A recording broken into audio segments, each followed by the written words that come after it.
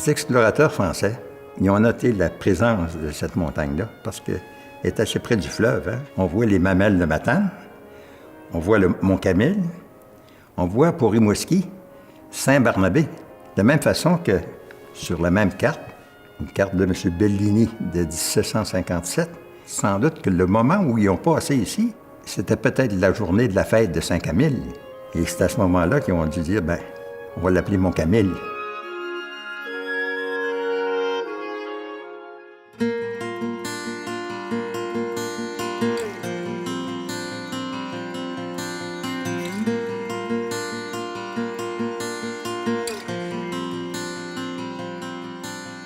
Le premier moment où j'ai entendu parler du Mont-Commis, au fond, c'est au bureau d'aménagement. Mais j'avais été aussi président du bureau d'aménagement qui avait la responsabilité de faire un plan pour tout l'Est du Québec. Et à Saint-Donat, il y avait un comité local qui, avec les gens de Fleuriot, s'intéressait bien sûr au Mont-Commis parce que pour eux autres, le Mont-Commis, c'était la montagne. La montagne.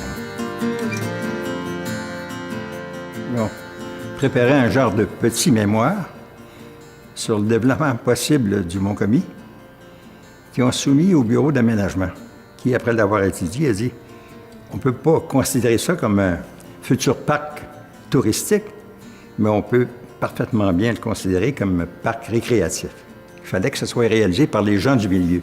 Et c'est là qu'on a créé un comité et s'est demandé s'il était possible de réaliser le Mont-Commis. On dit bien d'accord, mais ça prend de l'argent. Et c'est là qu'on a mis sur pied une corporation qui s'appelait la Corporation du Parc, le Parc du Mont-Commis incorporé. Et pouvait en devenir membre, tout le monde qui voulait, en autant qu'il donnait 100 $. Une couple de 100 membres, à 100 pièces, ça faisait 20 000 pièces. Au fond, le Mont-Commis, s'il a été réalisé, c'est grâce à eux aussi, les propriétaires de l'eau à bois, tout ça, qui ont accepté de vendre au Mont-Commis leur terre à un prix abordable. Bien, penses-tu acheter une montagne comme celle-ci pour 20 000 pièces? L'équipe qui est allée voir les propriétaires était composée d'Étienne Caron, de Germain Pelletier, de Robert Dumais et de moi. Mais Germain, c'était un vendeur. Hein? Étienne, c'était un charmeur. Puis Robert Dumais, c'était un vendeur d'assurance. Il savait quand est-ce sortir le crayon. Puis à un moment donné, c'était le temps de signer. Robert, puis moi, ben, j'étais comme vulgaire notaire. Moi, j'ai été le premier président pendant 2 ans. Ensuite, ça a été Jacques Vaillancourt. Ensuite, ça a été Étienne Caron. Puis par la suite, il y en a eu plusieurs autres. Mais moi, j'avais des relations comme ancien président du BAQ, je veux dire, d'un ministère partout. Ce petit mémoire que j'ai préparé accorde une certaine crédibilité, si tu veux, au projet en lui-même. 19 fois sur 20, on aurait pu faire du ski au Mont-Commis le 4 décembre. Étant donné qu'on avait prévu que c'était un parc polyvalent qui pouvait servir dans toutes les saisons, qu'à ce moment-là, on pouvait aller chercher des subventions. Alors ici, sans participation du gouvernement, on n'aurait pas l'installation qu'il y a ici et qui rencontre les fins pour lesquelles on l'a créée.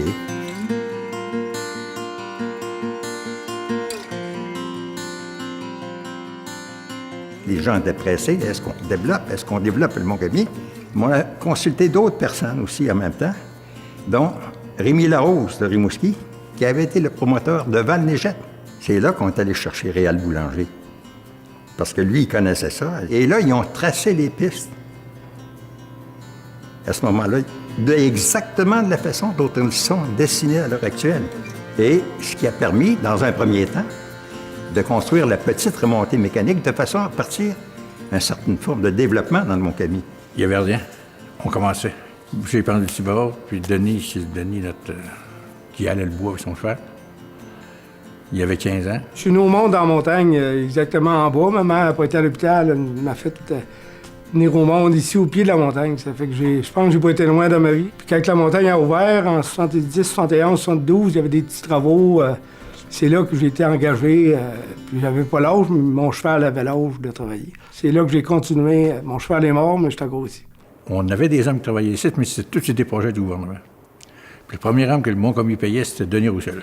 On n'avait pas d'argent non plus, il n'y avait pas de structure, il n'y avait absolument rien. Il y avait juste le Tibor, mais ici, les pentes étaient bûchées, c'était fait, c'était prêt. On a commencé à opérer le 13 de janvier 73. J'étais encore trop jeune pour avoir la responsabilité du tibord. Ils m'ont mis de gardien en haut du tibord. Ça a duré à peu près 3 semaines, 1 mois, qu'ils m'ont fait descendre comme assistant opérateur en bas.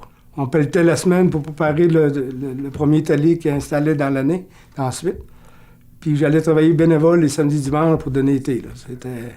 C'était, je pense, la passion commençait à prendre. Là. La première année, les fins de semaine, c'était le temps plein. Alors, c'est Roger qui est devenu le responsable, qui est demeuré là pendant des années et des années, qui a participé au développement du Mont-Commis, comme Denis le fait présentement. C'est des gars, c'est impossible de mesurer l'influence qu'ils ont pu avoir, je veux dire, dans le développement du Mont-Commis. Et pour financer le développement futur de tous les terrains qui ont été planifiés ici autour, on a vendu ces terrains-là et on a fait assez d'argent, au fond, à un certain moment donné, pour financer l'arrivée, tout de suite en 1973, de la deuxième remontée. On avait choisi, par principe, le télésiège, parce que le télésiège permet aux gens qui sont assis dans le télésiège de voir un peu partout, beaucoup plus facilement, l'environnement. Et par ailleurs, il permet de faire du ski en dessous de la remontée. Il a ouvert le 23 décembre 1973. Encore là, j'étais encore trop jeune pour opérer la remontée.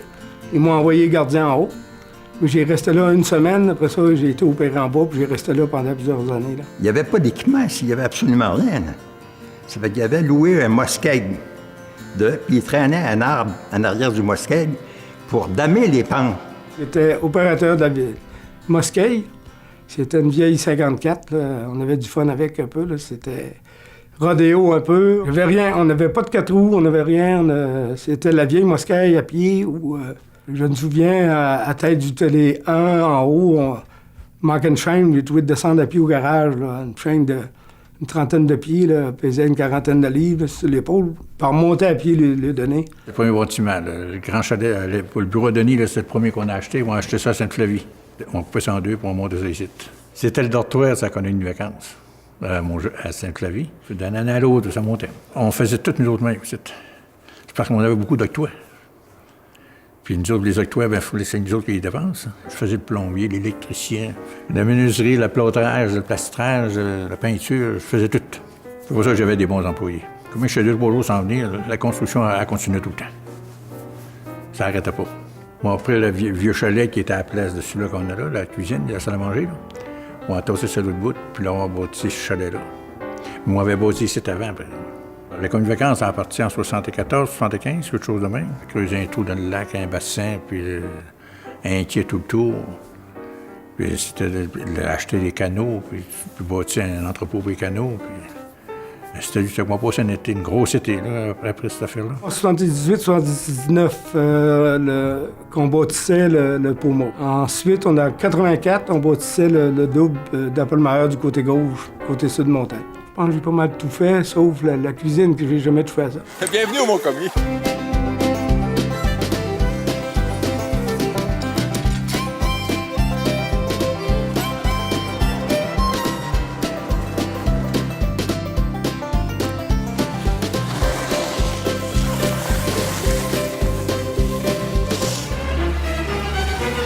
Au moment de la faillite de la montagne, le syndic m'a nommé responsable de toute la montagne pour faire vendre la montagne. Sauf que ça me faisait mal au cœur de commencer à vendre la montagne, puis à qui qu'elle va aller, là. Fait que là, après 1 semaine, 2 semaines, c'est là que j'ai commencé à penser. On n'est pas si fou que les autres. C'est là qu'on a sorti une compagnie numéro, on a fait une première offre. C'est Marius qui est secrétaire de la compagnie du groupe Roussel et François est vice-président. On n'a jamais eu de perte de saison. C'était le temps quand on a eu la décision de se virer de bord pour ouvrir la station. On était rendu en octobre.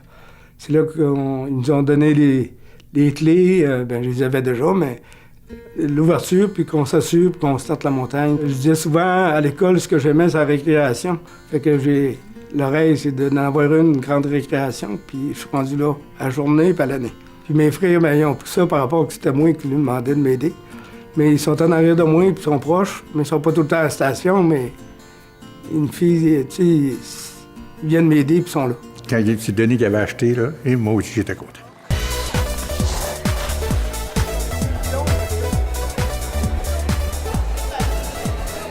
Dans la montagne, on a tous les services possibles. du ski, la boutique de ski, la billetterie, une bonne école de ski, on a une bonne patrouille, on a un bon bar, cuisine. Grosse journée, on va monter jusqu'à 3000 personnes facilement. C'est beaucoup de monde, mais je dis tout le temps qu'il m'en manque 2-3. Multiglisse parce qu'on a toutes les glisses possibles. La planche à neige, le ski, le télémarque, la diversification des pistes.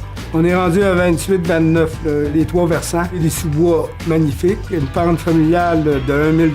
Vous avez de la place pour tout le monde, toutes les catégories. On a une pente école qui est gratuite. Il y en a plusieurs qui nous disent j'ai mes 40 cartes de saison, mais je m'excuse, la première année, on n'avait pas. S'il y en a 39, on le félicite et on l'aime bien. Ça fait 40 ans, j'ai commencé la même année que l'ouverture du Mont-Commis. Le loisir, le plaisir, le challenge également au niveau des pentes de ski. On fait notre social ici au Mont-Commis les fêtes de semaine. C'est moi qui s'occupe au niveau des remontées mécaniques pour s'assurer qu'ils sont en bonne fonction. Le dommage des pistes, c'est moi qui fais un rapport à tous les soirs, s'assurer qu'on a les bonnes conditions le lendemain. L'enneigement artificiel. Je suis opérateur de machine. Je donne les pentes, là, puis je fais les pistes de ski de fond. Dans le mur, on en fait à tous les ans. Là, la largeur qu'on fait, le canon, il se promène un bord, on le tasse d'un bout de temps, après ça, on le tasse de l'autre bord. Là, elle s'est assez tendre à la grandeur de la piste. On travaille de nuit, puis on n'a pas le boss. Juste de voir les enfants venir s'habiller en ski, il n'y a rien de plus fun que ça, une journée quasiment. Là. Location en planche, l'équipement complet, en ski, équipement complet, en snowblade, en raquette, en ski de fond. On a un peu d'équipement qu'on vend, là, d'équipement neuf. L'aiguisage, tirage aussi, on le fait aussi. On est en charge de la sécurité sur les pentes, descendre les blessés, tout ça, voir le confort pour les envoyer en ambulance s'il y a lieu. Là. Il y a beaucoup de petites blessures. On s'imagine toujours que des gros cas, mais souvent des petites choses. On donne des cours de planche à neige, de ski alpin et de télémarque. On nous avait prévu que les 10 prochaines années, qu'il y aurait une croissance au niveau de la glisse. Et puis, on le voit vraiment cette année que ça commence.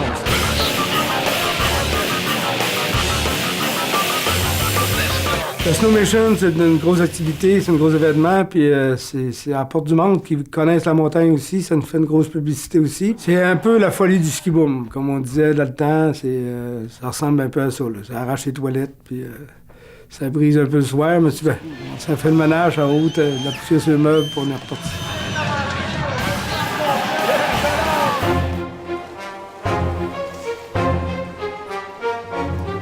Le plus beau moment que j'ai vécu, c'est que c'était l'année passée, je pense, qu'avec mon quadruple, il a été rodé, il a opéré, puis il n'a pas arrêté l'hiver. Je pense que c'était ma meilleure saison. La pire, c'est l'année de la construction qui n'a pas été rodée, que je pense que j'ai sorti d'ici, j'ai arrêté de me cacher. En étant privé, pas de subvention, pas rien, pas d'aide. J'ai trouvé une seconde main à Saint-Malachie. C'est de la sécurité montagne. C'est une remontée qui est comme neuve aujourd'hui. Il n'y a plus de monde qui attend le port. Puis c'est super bien. C'est 8 minutes, ça prend à monter. Il monte 2400 personnes à l'heure.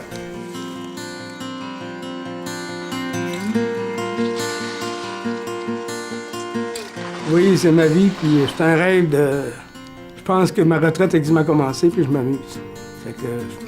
Tant qu'on va pouvoir aider puis faire une belle montagne puis satisfaire nos amateurs de glisse, ça va être extraordinaire. Oh, j'étais tout le temps beau. Moi, j'aimais rencontrer du monde. Puis les gens m'aimaient pas mal. De la manière qu'ils faisaient, ils ne m'agissaient pas trop. Je cherchais à venir me trouver puis me parler tout le temps. Un gros merci, ceux-là qui l'ont ouvert dans les années 72. Il y a M. Georges-Henri Dubé, Roger Caron qui était là plusieurs années.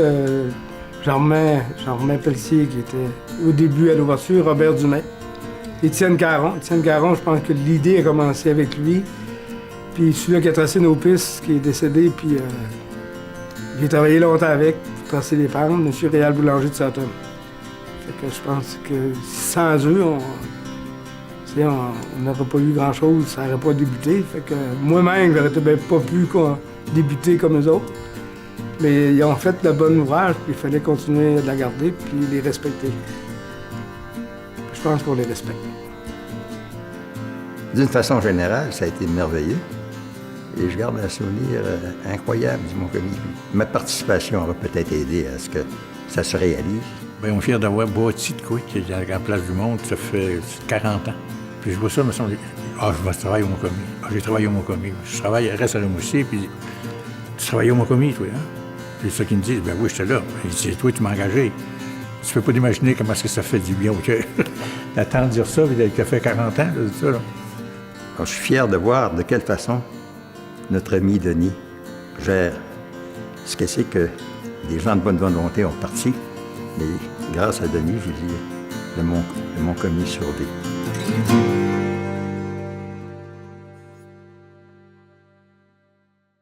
Le Mont-Commis, c'est une histoire à succès, c'est une histoire de famille également. Je veux saluer la famille Roussel qui l'anime avec tellement de passion depuis quelques années. Saluer tous ces skieurs, jeunes et moins jeunes, qui viennent dévaler les pentes avec beaucoup de plaisir, fiers de leur montagne. Au Mont-Commis, bon 40e anniversaire et du succès dans les années à venir. Je pense que pour la municipalité de Saint-Donat, c'est un beau joyau, puis j'espère qu'on va continuer pour les 40 prochaines années. Félicitations à la famille Roussel. Merci beaucoup pour le 40e. Je voudrais remercier la famille Roussel, François, Marius, toutes les équipes de la montagne, au niveau aussi des ceux-là qui s'occupent du télémarque, la Snowmation, toutes les équipes qui sont là, le bénévole au complet, la patrouille, tous ceux-là qui nous appuient, les employés. Je pense que c'est avec eux autres qu'on fait tout le succès de la montagne, c'est eux autres qui l'emmènent. Un gros merci, puis un autre 40e ensemble, ça serait merveilleux.